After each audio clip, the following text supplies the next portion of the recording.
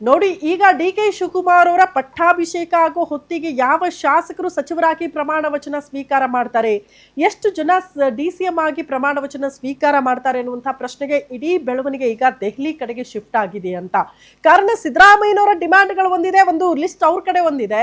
ಡಿ.ಕೆ. ಶಿವಕುಮಾರ್ ಅವರು ಮತ್ತೊಂದು ಲಿಸ್ಟ್ ಅನ್ನ ಸಿದ್ಧಪಡಿಸಿಕೊಂಡಿದ್ದಾರೆ. ಇಬ್ಬರ ಲಿಸ್ಟ್ ಅಲ್ಲಿ ಯಾರ ಕೈ ಮೇಲಾಗುತ್ತೆ ದೆಹಲಿಯಲ್ಲಿ ಅನ್ನೋದು ಕುತೂಹಲ. ಕಾರಣ ಹೈಕಮಾಂಡ್ ಮುಂದೆ ಹೆಸರುಗಳು ಪ್ರಸ್ತಾಪ ಆಗುತ್ತೆ ಇವತ್ತು ಅಂತ. ಸಚಿವ ಸಂಪುಟಕ್ಕೆ ಸೇರೋದಕ್ಕೆ ಹಿರಿಯ ನಾಯಕರೆಲ್ಲ ಸಖತ್ ಸರ್ಕಸ್ ಮಾಡ್ತಿದ್ದಾರೆ. ಹಿರಿಯರಿಗೆ ಅವಕಾಶ ಬೇಕು, ಜೊತೆಗೆ ಯುವ ಶಾಸಕರಿಗೂ ಕೂಡ ಅವಕಾಶ ಬೇಕು ಅಂತ. ರಾಜ್ಯಸಭೆ ಬಗ್ಗೆ ಸಿದ್ದು ಟೀಮ್ನಲ್ಲಿ ಆಗ್ತಾ ಇರುವಂತಹ ಚರ್ಚೆ ಆದ್ರೂ ಏನು, ರಾಜ್ಯದಲ್ಲಿ ಮತ್ತೆ ಶುರುವಾಗೇ ಬಿಡುತ್ತಾ ಅಹಿಂದ ಚಳುವಳಿ ಅನ್ನೋದು ಪ್ರಶ್ನೆ ಆಗ್ತಾ ಇದೆ. ಸಮುದಾಯವಾರು ಸಚಿವ ಸ್ಥಾನಕ್ಕೆ ಡಿಮ್ಯಾಂಡ್ಗಳು ಹೆಚ್ಚಾಗ್ತಾ ಇದೆ. ಸಮುದಾಯವಾರುನೇ ಸಚಿವ ಸ್ಥಾನ ಹಂಚಿಕೆ ಆಗುದು. ಯಾವುದೇ ವಿಚಾರಗಳು ಬಂದಾಗ ಸಮುದಾಯಕ್ಕೆ ಪ್ರಿಫರೆನ್ಸ್ ಕೊಡಿ ಅಂತ ಹೇಳ್ತಾರೆ. ಅವಕಾಶ ಸಿಗದ ಸಮುದಾಯಗಳಿಗೆ ಈ ಬಾರಿ ಅವಕಾಶವನ್ನ ಮಾಡಿಕೊಡಬೇಕು. ಮೊದಲ ಬಾರಿ ಸಿಕ್ಕಿಲ್ವಲ್ಲ, ಅಂತವ್ರಿಗೆಲ್ಲ ಅವಕಾಶ ಮಾಡಿಕೊಡಿ ಅಂತ ಕೇಳ್ತಿದ್ದಾರೆ ಕೆಲವರು. ಡಿ.ಕೆ. ಶಿವಕುಮಾರ್ ಸಿದ್ದರಾಮಯ್ಯನವರಿಗೆ ತಳ ಸಮುದಾಯಗಳು ಒತ್ತಡ ಹಾಕ್ತಾ ಇದೆ. ಸಚಿವ ಸಂಪುಟಕ್ಕೆ ಸೇರೋದಕ್ಕೆ ಹಿರಿಯ ನಾಯಕರ ಸರ್ಕಸ್ ಮುಂದುವರಿತಾ ಇದೆ. ಲಾಭಿ ಒತ್ತಡ, ಸಿದ್ದರಾಮಯ್ಯನವರ ಮೇಲೆ ಒತ್ತಡ, ಡಿ.ಕೆ. ಶಿವಕುಮಾರ್ ಅವರ ಮೇಲೆ ಒತ್ತಡ. ಅದರ ಜೊತೆಗೆ ರಾಜ್ಯಸಭೆ ಖಾಲಿ ಇರುವ ಸ್ಥಾನಗಳಿಗೆ ಸಂಬಂಧಪಟ್ಟಂತೆ ಕೂಡ ಲಾಭಿಗಳು ಮುಂದುವರಿತಾ ಇದೆ. ಮತ್ತೊಂದು ಕಡೆ ಸಿದ್ದರಾಮಯ್ಯನವರು ಒಂದು ಆಫರ್ ಇದೆ, ಬಟ್ ಅವರ ನಿರ್ಧಾರ ಏನಾಗಿರುತ್ತೆ ಇದೆಲ್ಲ ಕೂಡ ಕುತೂಹಲಕ್ಕೆ ಕಾರಣ ಆಗ್ತಾ ಇದೆ. ಸಚಿವ ಸ್ಥಾನಕ್ಕಾಗಿ ದಿನೇ ದಿನೇ ಲಾಭಿ ಒತ್ತಡ ಜಾಸ್ತಿ ಆಗ್ತಾನೆ ಇದೆ ರಾಜ್ಯ ಕಾಂಗ್ರೆಸ್ ಪಾಳೆಯದಲ್ಲಿ. ಡಿ.ಕೆ. ಶಿವಕುಮಾರ್ ಸಿದ್ದರಾಮಯ್ಯನವರಿಗೆ ತಳ ಸಮುದಾಯದ ನಾಯಕರು ಡಿಮ್ಯಾಂಡ್ ಮಾಡ್ತಿದ್ದಾರಂತೆ. ಈ ಬಾರಿ ಸಮುದಾಯವಾರು ಸಚಿವ ಸ್ಥಾನ ಬೇಕೇ ಬೇಕು ಅಂತ.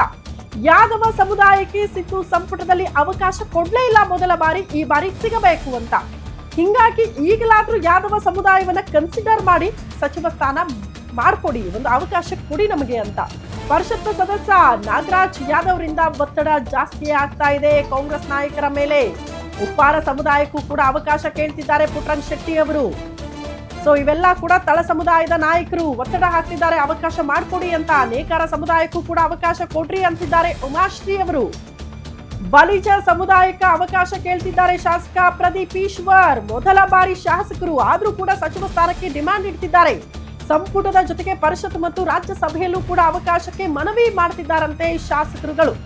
ಒಂದು ವೇಳೆ ಅವಕಾಶ ಸಿಗದೆ ಹೋದ್ರೆ ಸಿಟ್ಟಿಗೇಳುತ್ತಾ ಅಹಿಂದ ಸಮುದಾಯ. ಸಿದ್ದರಾಮಯ್ಯನವರ ಬೆನ್ನಿಗೆ ನಿಂತ ಅಹಿಂದ ಸಮುದಾಯದ ನಾಯಕರ ಅಸ್ತಿತ್ವದ ಪ್ರಶ್ನೆ. ಈ ಬಾರಿ ನಮ್ಮನ್ನ ಕಡಗಣನೆ ಮಾಡಲೇಬಾರದು, ಸಚಿವ ಸ್ಥಾನ ಸಿಗಲೇಬೇಕು ಅನ್ನುವಂತಹ ಒತ್ತಡ ಇದೆ. ಎಷ್ಟರ ಮಟ್ಟಿಗೆ ಇದನ್ನ ಹೈಕಮಾಂಡ್ ಮತ್ತು ಸಿದ್ದರಾಮಯ್ಯ, ಡಿ.ಕೆ. ಶಿವಕುಮಾರ್ ಅವರು ಕನ್ಸಿಡರ್ ಮಾಡ್ತಾರೆ ಅನ್ನೋದು ಸದ್ಯ ಇರುವಂತಹ ಕುತೂಹಲ. ಜಸ್ಟ್ ತಳ ಸಮುದಾಯ ಮಾತ್ರ ಅಲ್ಲ, ಎಲ್ಲ ಸಮುದಾಯದವರಿಂದಲೂ ಕೂಡ ಹಿಂಗೆ ರೇಸ್ನಲ್ಲಿ ನಾಯಕರ ಸಂಖ್ಯೆ ಜಾಸ್ತಿಯಾಗಿ ನೋಡೋದಕ್ಕೆ ಸಿಗ್ತಾ ಇದೆ. ಸೊ ಈ ಬಾರಿ ಸಿದ್ದರಾಮಯ್ಯನವರ ಸಂಪುಟದಲ್ಲಿ ಸ್ಥಾನ ಸಿಗದೆ ಇರುವಂತಹ ಶಾಸಕರು ಅಟ್ಲೀಸ್ಟ್ ಡಿ.ಕೆ. ಶಿವಕುಮಾರ್ ಅವರ ಸಂಪುಟದಲ್ಲಾದ್ರೂ ಅವಕಾಶ ಗಿಟ್ಟಿಸಿಕೊಂಡು ಕೆಲಸ ಮಾಡಬೇಕು ಅಂತ ಕಾಯ್ತಿದ್ದಾರೆ. ಹಂಗಾಗಿ ಯಾರ ಒತ್ತಡ, ಯಾರ ಲಾಬಿ, ಯಾವ ಸಮುದಾಯದ ಕೈ ಮೇಲಾಗುತ್ತೆ ಅನ್ನೋದನ್ನ ಕಾದ್ ನೋಡ್ಬೇಕು. ಅಲ್ಟಿಮೇಟ್ ಕಾಂಗ್ರೆಸ್ ಹೈಕಮಾಂಡ್ ಏನ್ ನಿರ್ಧಾರ ತೆಗೆದುಕೊಳ್ಳುತ್ತೆ, ಯಾವ ಪಟ್ಟಿಗೆ ಅಸ್ತು ಅನ್ನುತ್ತೆ ಹೈಕಮಾಂಡ್ ಅನ್ನೋದು ಸದ್ಯ ಇರುವಂತಹ ಕುತೂಹಲ.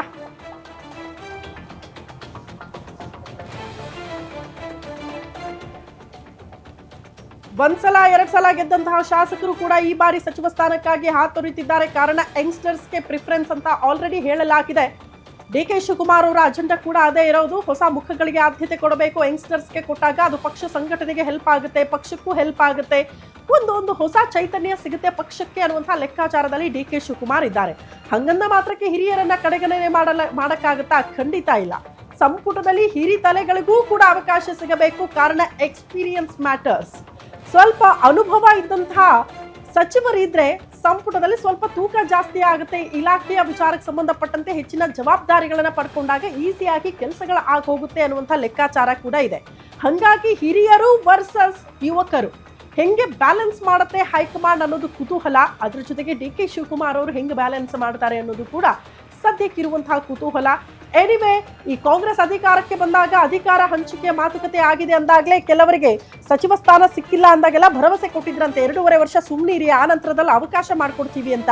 ಡಿ.ಕೆ. ಶಿವಕುಮಾರ್ ಮುಖ್ಯಮಂತ್ರಿ ಆಗ್ತಿದ್ದಾರೆ, ಈಗ ನಮಗೆ ಅವಕಾಶ ಮಾಡ್ಕೊಟ್ಟಿ ಮೊದಲೇ ಭರವಸೆ ಕೊಟ್ಟಿದ್ರಲ್ಲ ಅನ್ನುವಂತಹ ಒತ್ತಡಗಳು ಜಾಸ್ತಿ ಆಗ್ತಾ ಇದೆ. ಈ ಬಗ್ಗೆ ಮತ್ತಷ್ಟು ಡೀಟೇಲ್ಸ್ ಅನ್ನ ಕೊಡ್ತಾ ಹೋಗ್ತಾರೆ political bureau head Maruti Pavagada ನೇರ ಸಂಪರ್ಕದಲ್ಲಿ ಜಾಯಿನ್ ಆಗ್ತಿದ್ದಾರೆ. ಮಾರುತಿ, ಏನಾಗ್ತಾ ಇದೆ ಕಾಂಗ್ರೆಸ್ ಪಾಳ್ಯದಲ್ಲಿ ಅಂತ? ಕಾರಣ ಯುವಕರು ವರ್ಸಸ್ ಹಿರಿಯರು ಅನ್ನುವಂತಹ ಪರಿಸ್ಥಿತಿ ಇದೆ. ಡಿ ಕೆ ಶಿವಕುಮಾರ್ ಅವರ ಸಂಪುಟದಲ್ಲಿ ಸ್ಥಾನ ಪಡೆದುಕೊಳ್ಳುವಂತಹ ಶಾಸಕರು ಯಾರು ಅನ್ನೋದು ಸದ್ಯಕ್ಕಿರುವಂತಹ ಕುತೂಹಲ. ಎಲ್ಲಾ ಸಮುದಾಯಗಳಿಂದಲೂ ಕೂಡ ಒತ್ತಡ ಜಾಸ್ತಿ ಆಗ್ತಾ ಇದೆ. ಎಸ್ಪೆಷಲಿ ತಳ ಸಮುದಾಯ, ಅಹಿಂದ ಸಮುದಾಯ ಏನಾಗ್ತಾ ಇದೆ, ಯಾರಿಗೆ ಹೆಂಗೆ ಬ್ಯಾಲೆನ್ಸ್ ಮಾಡಬಹುದು ಹೈಕಮಾಂಡ್ ಅಂತ. ಇಲ್ಲ, ಬುಧವಾರ ಮುಖ್ಯಮಂತ್ರಿಯಾಗಿ ಡಿ ಕೆ ಶಿವಕುಮಾರ್ ಅವರು ಪ್ರಮಾಣ ವಚನವನ್ನು ಸ್ವೀಕಾರ ಮಾಡ್ತಾ ಇದ್ದಾರೆ. ಹೀಗಾಗಿ ಡಿ ಕೆ ಶಿವಕುಮಾರ್ ಹಾಗೂ ಸಿದ್ದರಾಮಯ್ಯ ಅವರ ಮುಂದೆ ತಳ ಸಮುದಾಯಗಳು ಇಟ್ಟಿರುವಂಥ ಒಂದು ಬೇಡಿಕೆ ಏನು ಅಂತ ಹೇಳಿದ್ರೆ, 2023ರಲ್ಲಿ ಯಾವ್ಯಾವ ಸಮುದಾಯಗಳು ಕಾಂಗ್ರೆಸ್ ಪಕ್ಷ ಅಧಿಕಾರಕ್ಕೆ ಬರೋದಕ್ಕೆ ಕಾರಣ ಆಯಿತು ಅಂಥ ಪಕ್ಷಗಳನ್ನು ನೆಗ್ಲೆಕ್ಟ್ ಮಾಡಿದ್ದೀರಾ. ಹೀಗಾಗಿ ಈ ಬಾರಿ ಈಗಾಗಲೇ 3 ವರ್ಷ ಕೆಲ ಸಮುದಾಯದ ಸಚಿವರಾಗಿ 3 ವರ್ಷ ಕಂಪ್ಲೀಟ್ ಮಾಡಿದ್ದಾರೆ. ಮತ್ತೆ ಅವ್ರಿಗೆ ಅವಕಾಶ ಕೊಡೋದಕ್ಕಿಂತ ಕೂಡ ನಮ್ಮನ್ನು ಕೂಡ ಪರಿಗಣಿಸಿ ಅನ್ನುವಂಥ ಒಂದು ಒತ್ತಾಯವನ್ನು ಸಿದ್ದರಾಮಯ್ಯ ಮತ್ತು ಡಿ ಕೆ ಶಿವಕುಮಾರ್ ಅವರ ಮುಂದೆ ಇಟ್ಟಿದ್ದಾರೆ. ಕೇವಲ ಈಗ ಡಿ ಕೆ ಶಿವಕುಮಾರ್ ಮುಖ್ಯಮಂತ್ರಿ ಆಗ್ತಿದ್ದಾರೆ ಅನ್ನೋ ಕಾರಣಕ್ಕಲ್ಲ, ಹಿಂದೆ ಸಿದ್ದರಾಮಯ್ಯ ಅವ್ರ ಬಳಿನೂ ಕೂಡ ಇದೇ ರೀತಿಯಾದಂಥ ಒಂದು ಒತ್ತಡವನ್ನು ಮಾಡಿದರು. ಚುನಾವಣೆಗೆ ಮಾತ್ರ ಎಲ್ಲ ಸಮುದಾಯಗಳ ಮತಗಳು ಕೂಡ ಬೇಕು ಅಂತೀರಾ, ಆದರೆ ಅಧಿಕಾರ ಹಂಚಿಕೆ ಮಾಡುವಂಥ ಒಂದು ಸಂದರ್ಭದಲ್ಲಾಗಿರ್ಬೋದು, ಪಕ್ಷದಲ್ಲಿ ಜವಾಬ್ದಾರಿ ಕೊಡುವಂಥ ಒಂದು ವಿಚಾರದಲ್ಲಾಗಿರ್ಬೋದು, ರಾಜ್ಯಸಭೆ ಮತ್ತು ಪರಿಷತ್ಗೆ ಅಭ್ಯರ್ಥಿಗಳನ್ನು ಆಯ್ಕೆ ಮಾಡುವಂಥ ಒಂದು ವಿಚಾರದಲ್ಲಾಗಿರ್ಬೋದು, ತಳ ಸಮುದಾಯಗಳನ್ನು ಕಾಂಗ್ರೆಸ್ ಗುರುತಿಸ್ತಾ ಇಲ್ಲ ಅನ್ನುವಂಥ ಒಂದು ಅಪವಾದ ಮತ್ತು ಆಕ್ಷೇಪ ಏನಿದೆಯೋ ಅದು ಅದೇ ರೀತಿ ಮುಂದುವರಿತಾ ಇದೆ. ಅದನ್ನು ಸರಿಪಡಿಸಿ ಅನ್ನುವಂಥ ಒಂದು ಒತ್ತಾಯವನ್ನು ಮಾಡಿದರು. ಈಗಲೂ ಕೂಡ ಡಿ ಕೆ ಶಿವಕುಮಾರ್ ಅವರ ರಚನೆ ಮಾಡ್ತಾ ಇರುವಂತಹ ನೂತನ ಕ್ಯಾಬಿನೆಟ್ಟಲ್ಲಿ ಇದೇ ರೀತಿಯಾದಂಥ ಒಂದು ಒತ್ತಾಯವನ್ನು ತಳ ಸಮುದಾಯಗಳು ಮಾಡ್ತಾ ಇರುವಂಥದ್ದು. ಅದರಲ್ಲೂ ಯಾದವ್ ಸಮುದಾಯ ಈ ಒಕ್ಕಲಿಗ, ಲಿಂಗಾಯತ, ಕುರುಬ, ಮುಸ್ಲಿಂ ಸಮುದಾಯದ ಬಳಿಕ ರಾಜ್ಯದಲ್ಲಿ ಹಲವು ವಿಧಾನಸಭಾ ಕ್ಷೇತ್ರಗಳಲ್ಲಿ ನಿರ್ಣಾಯಕವಾದಂತಹ ಮತಗಳು ಕೂಡ ಇದ್ದಾವೆ. ಹೀಗಾಗಿ ಕೃಷ್ಣಪ್ಪ ಅವರು ಕಾಂಗ್ರೆಸ್ ಬಿಟ್ಟ ಬಳಿಕ ಯಾರಿಗೂ ಕೂಡ ಅವಕಾಶಗಳು ಸಿಕ್ಕಿಲ್ಲ ಅಂತ. ಅವ್ರ ಮಗಳೀಗ ಪೂರ್ಣಿಮಾ ಶ್ರೀನಿವಾಸ್ ಅವರು ಕಾಂಗ್ರೆಸ್ಸಲ್ಲಿದ್ದಾರೆ, ಆದರೆ ಈ ಬಾರಿ ಅವರು ಶಾಸಕರಾಗಿಲ್ಲ. ಅವರ ಅಳಿಯ ಡಿ ಟಿ ಶ್ರೀನಿವಾಸ್ ಪರಿಷತ್ ಸದಸ್ಯರಾಗಿದ್ದಾರೆ, ಅವರು ಕೂಡ ಲಾಬಿ ಮಾಡ್ತಾ ಇದ್ದಾರೆ. ಮತ್ತೊಂದು ಕಡೆ ನಾಗರಾಜ್ ಯಾದವ್ ಅವರು ಪಕ್ಷದ ವಕ್ತಾರರಾಗಿ ಪಕ್ಷ ಕೊಟ್ಟಂತಹ ಜವಾಬ್ದಾರಿಗಳನ್ನು ನಿರ್ವಹಿಸಿರುವಂಥದ್ದು.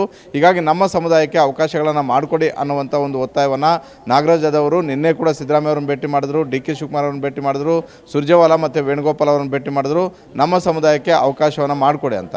ಜೊತೆಗೆ ಉಪ್ಪಾರ ಸಮುದಾಯವು ಕೂಡ ರಾಜ್ಯದ ಹಲವು ಕ್ಷೇತ್ರಗಳಲ್ಲಿದೆ, ಬಹುತೇಕ ಈ ಬಾರಿ ಸಿಗಬಹುದು, ಆದರೆ 23ರಲ್ಲಿ ಸಿಕ್ಕಿರಲಿಲ್ಲ. ಹೀಗಾಗಿ ಇದೇ ವಿಚಾರವನ್ನು ಪುಟ್ಟರಂಗ ಶೆಟ್ಟಿ ಅವರು ಪ್ರಸ್ತಾಪವನ್ನು ಮಾಡಿರುವಂಥದ್ದು. ಇನ್ನು ಪರಿಷತ್ ಸದಸ್ಯರಾದಂತಹ ಸೀತಾರಾಮ್, ಸಿದ್ದರಾಮಯ್ಯ ಅವರ ಆಪ್ತರು, ಡಿ ಕೆ ಶಿವಕುಮಾರ್ ಅವ್ರಿಗೂ ಕೂಡ ಬೇಕಾಗಿರುವಂಥವರು. ಕಾಂಗ್ರೆಸ್ ಹೈಕಮಾಂಡ್ ಹಲವು ಬಾರಿ ಇವರನ್ನು ಪರಿಷತ್ ಸದಸ್ಯರನ್ನಾಗಿ ಮಾಡಿದೆ. ಮತ್ತು ಅದೇ ಸಮುದಾಯಕ್ಕೆ ಸೇರಿದಂತಹ ಚಿಕ್ಕಬಳ್ಳಾಪುರ ಶಾಸಕ ಪ್ರದೀಪ್ ಈಶ್ವರ್ ಮೊದಲನೇ ಬಾರಿ ಶಾಸಕರಾಗಿದ್ದರೂ ಕೂಡ ಸಚಿವ ಸ್ಥಾನ ಕೊಡಿ ಅನ್ನುವಂತಹ ಒತ್ತಾಯವನ್ನು ಮಾಡಿದ್ದಾರೆ. ಬಲಿಜ ಸಮುದಾಯವು ಕೂಡ ರಾಜ್ಯದಲ್ಲಿ ಹಲವು ವಿಧಾನಸಭಾ ಕ್ಷೇತ್ರಗಳಲ್ಲಿ ಇರೋದ್ರಿಂದ ಈ ಸಮುದಾಯವನ್ನು ಪರಿಗಣಿಸ ಅಂತ ಇವ್ರು ಹೇಳ್ತಿರೋದು ಏನು ಅಂತ ಹೇಳಿದ್ರೆ, BJP ಹಲವು ರಾಜ್ಯಗಳಲ್ಲಿ ಹಲವು ಸಂದರ್ಭಗಳಲ್ಲಿ ತಳ ಸಮುದಾಯಗಳಿಗೆ ಅವಕಾಶ ಕೊಟ್ಟಿದ್ರಿಂದಲೇ ಪಾರ್ಟಿ ವಿತ್ ಡಿಫರೆನ್ಸ್ ಅನ್ನುವಂಥದ್ದನ್ನು ಅವರು ಪದೇ ಹೇಳ್ತಾರೆ. ಅದನ್ನು ಸಾಬೀತು ಕೂಡ ಮಾಡ್ತಾ ಇದ್ದಾರೆ. ಅದರಿಂದಲೇ ಹೆಚ್ಚು ಅವ್ರಿಗೆ ಅನುಕೂಲ ಆಗ್ತಿದೆ. ನಿಮಗೂ ಕೂಡ ಕಾಂಗ್ರೆಸ್ಗೂ ಕೂಡ ಅನುಕೂಲ ಆಗಬೇಕು ಅನ್ನೋದಾದರೆ ಮುಂದೆ ಸ್ಥಳೀಯ ಸಂಸ್ಥೆಗಳ ಚುನಾವಣೆ ಆಗಿರ್ಬೋದು, ಬರ್ತಾ ಇರುವಂತಹ GBA ಚುನಾವಣೆ ಆಗಿರ್ಬೋದು, ವಿಧಾನಸಭಾ ಚುನಾವಣೆ 2028ರ ವಿಧಾನಸಭಾ ಚುನಾವಣೆಗೆ ಈ ತಳ ಸಮುದಾಯಗಳು ನಿಮ್ಮ ಕೈ ಹಿಡಿಬೇಕು ಅನ್ನೋದಾದರೆ ನೀವು ಅವ್ರಿಗೆ ಅವಕಾಶಗಳನ್ನು ಮಾಡಿಕೊಡ್ಬೇಕು ಅನ್ನುವಂಥ ಒಂದು ಒತ್ತಾಯವನ್ನು ಮಾಡ್ತಿರುವಂಥದ್ದು. ನಾವು ಈಗ ಏನು ಹೇಳಿದ್ವಿ, ಇವು ಸೇರಿದಂತೆ ಹಲವು ತಳ ಸಮುದಾಯಗಳಿದ್ದಾವೆ. ಕಾಂಗ್ರೆಸ್ಗೆ ಅತಿ ಹೆಚ್ಚು ವೋಟ್ ತರುವಂತಹ ಸಮುದಾಯಗಳು ಕೂಡ ಹೌದು. ಹೀಗಾಗಿ ಕೇವಲ ನಮ್ಮನ್ನು ವೋಟ್ ಬ್ಯಾಂಕ್ ಆಗಿ ಮಾಡ್ಕೊಳ್ಬೇಡಿ, ನಮ್ಗೆ ಅವಕಾಶಗಳನ್ನು ಕೊಡಿ ಅನ್ನುವಂಥ ಒಂದು ಒತ್ತಾಯವನ್ನು ಮಾಡಿದ್ದಾರೆ. ಇದನ್ನು ಎಷ್ಟು ಮಟ್ಟಿಗೆ ಸಿದ್ದರಾಮಯ್ಯ ಮತ್ತು ಡಿ ಕೆ ಶಿವಕುಮಾರ್, ಸುರ್ಜೇವಾಲಾ, ವೇಣುಗೋಪಾಲ್ ಹಾಗೂ ಮಲ್ಲಿಕಾರ್ಜುನ ಖರ್ಗೆ ಅವರು ಕೂಡ ತಳ ಸಮುದಾಯದಿಂದಲೇ ಬಂದಿರುವಂಥವರು. ಕೇವಲ ದಲಿತ, ಎಡಗೈ, ಬಲಗೈಗೆ ಅಷ್ಟೇ ಮುತುವರ್ಜಿಯನ್ನು ವಹಿಸಿದೆ ಇಂಥ ಸಮುದಾಯಗಳನ್ನು ಪರಿಗಣಿಸಬೇಕು ಅನ್ನುವಂತಹ ನೇರ ಮಾತನ್ನು ಕೂಡ ಅವರು ಖರ್ಗೆ ಅವರ ಮುಂದೆ ಹೇಳಿದ್ದಾರೆ. ಇದನ್ನು ಕಾಂಗ್ರೆಸ್ ಹೈಕಮಾಂಡ್ ಎಷ್ಟು ಮಟ್ಟಿಗೆ ಗಂಭೀರವಾಗಿ ತೆಗೆದುಕೊಳ್ಳುತ್ತೆ, ಅವ್ರಿಗೆ ಅವಕಾಶಗಳನ್ನು ಕೊಡುತ್ತೆ ಅನ್ನುವಂಥದ್ದನ್ನು ಕಾದು ನೋಡಬೇಕಾಗಿದೆ. 1-2 ಸ್ಥಾನ ಈ ಬಾರಿ ಸಿಗುವಂತಹ ಸಾಧ್ಯತೆಗಳು ಕೂಡ ಜಾಸ್ತಿಯಾಗಿ ಕಾಣ್ತಾ ಇದ್ದಾವೆ. ಶ್ರುತಿ. ಓಕೆ ಮಾರುತಿ, ಧನ್ಯವಾದಗಳು ತಮ್ಮೆಲ್ಲ ಮಾಹಿತಿಗೆ.